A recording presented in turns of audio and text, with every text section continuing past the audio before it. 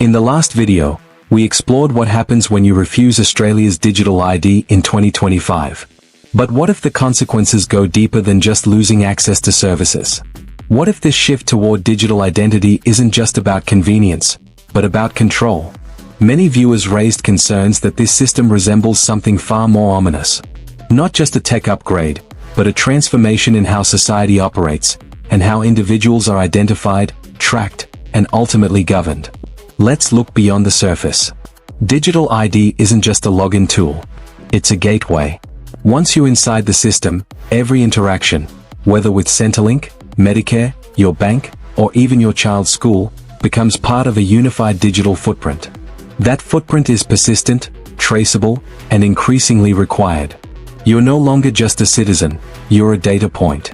And while the government promises privacy and consent, the infrastructure being built is designed for total interoperability.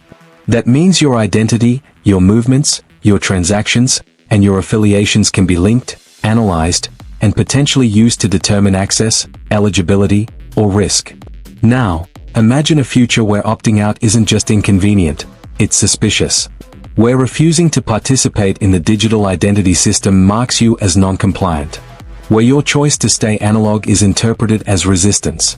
This isn't science fiction. It's a pattern we've seen before. Systems that begin as optional often evolve into requirements.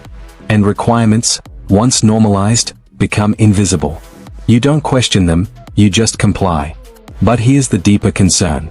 When identity becomes digital, and access becomes conditional, the system itself becomes a gatekeeper, not just to services, but to participation in society.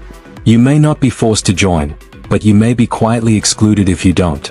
And exclusion, in a fully digital world, can feel like erasure. This anxiety isn't theoretical. It's grounded in real, recent events that have shaken public trust in Australia's digital infrastructure.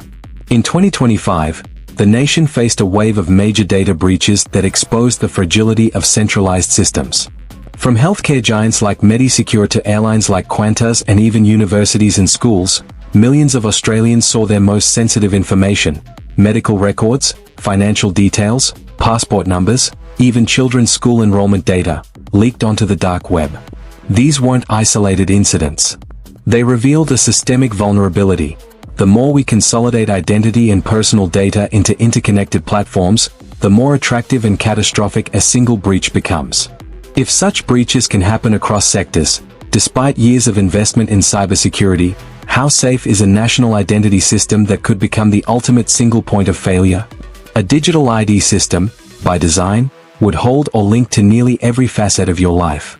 In the wrong hands, that data wouldn't just reveal who you are, it would reveal where you live, what you earn, who you associate with, what you believe, and what services you rely on. The stakes aren't just about privacy.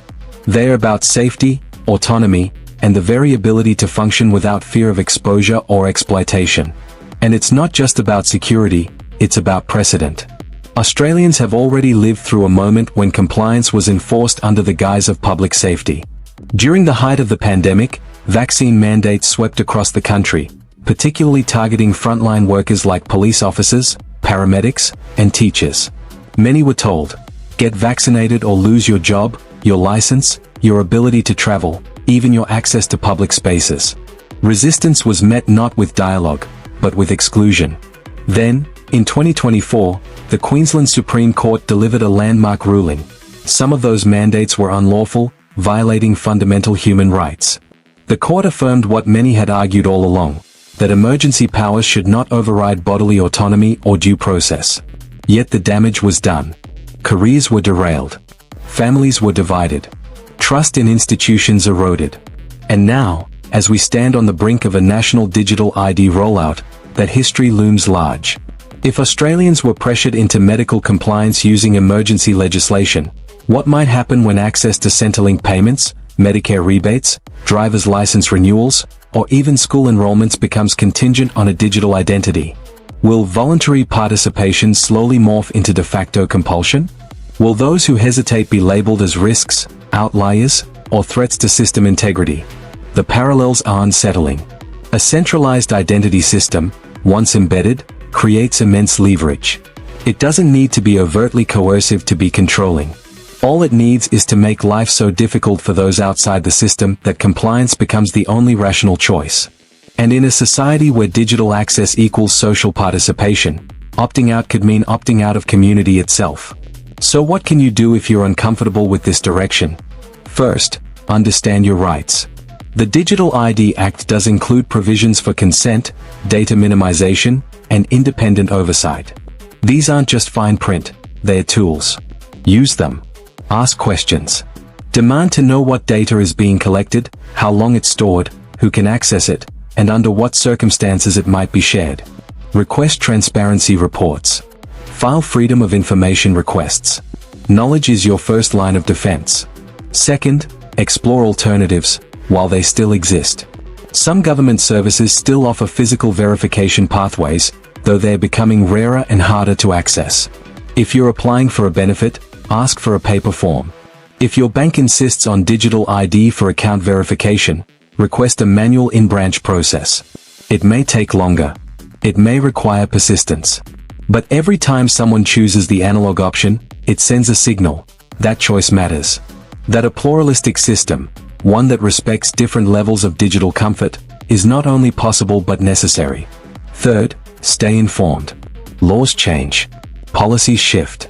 What's framed as optional today could be mandatory tomorrow under the banner of efficiency, security, or public interest. The digital ID legislation is still evolving, and public feedback has already led to amendments in both the Privacy Act and the Digital ID Bill itself. Your engagement, whether through submissions, community forums, or even just staying updated, helps shape the boundaries of what's acceptable. Silence is often interpreted as consent. Don't let that happen by default. And finally, build community. If you're concerned about the trajectory of digital identity, you're not alone. There are lawyers, technologists, civil libertarians, parents, and everyday citizens who share your unease. Connect with them. Support organizations that advocate for digital rights, privacy protections, and technological accountability. Push for legislation that enshrines the right to offline alternatives. The more voices that question the assumptions behind total digital integration, the harder it becomes for policymakers to ignore the human cost of convenience. This isn't about rejecting technology. Technology can empower, connect, and protect. But it can also concentrate power, erase nuance, and redefine what it means to belong. Digital ID may offer speed, reduce fraud, and streamline bureaucracy, but it also introduces a new kind of dependency. One where your ability to function in society is tied to a system you didn't design, can't fully control, and may not fully understand. Before you accept the default, ask yourself, what are you trading for convenience? Is it just time saved? Or is it autonomy, anonymity, the right to be forgotten, the freedom to exist outside a database? And who benefits most when identity becomes a tool of access? Is it the citizen, or the system? Australia stands at a crossroads. We can build a digital future that enhances freedom, or one that quietly constrains it. The difference lies not in the code, but in the choices we make now, before the architecture hardens, before the defaults become irreversible, before opting out feels less like a right and more like an act of defiance. Stay vigilant. Stay engaged. And never forget, your identity is yours, not the government's, not a corporation's, not an algorithm's. Protect it.